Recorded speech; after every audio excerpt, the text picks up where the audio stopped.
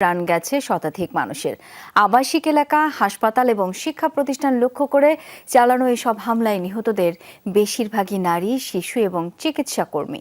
অন্যদিকে ইসরায়েলি ভূখণ্ড লক্ষ্য করে ব্যাপক রকেট হামলা চালিয়েছে হিজবুল্লাহ যোদ্ধারা। এতে একটি বিমান ঘাঁটি এবং সামরিক কমপ্লেক্সের ব্যাপক ক্ষয়ক্ষতি হয়েছে।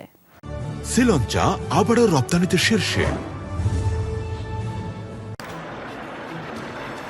ইসরায়েলি ভূখণ্ড লক্ষ্য করে চলছে হিজবুল্লাহর মুহুর্মুহু রকেট হামলা। সোমবার রামাত ডেভিড বিমান ঘাঁটি এবং রাফায়েল মিলিটারি কমপ্লেক্স লক্ষ্য করে চালানো হয় সব হামলা।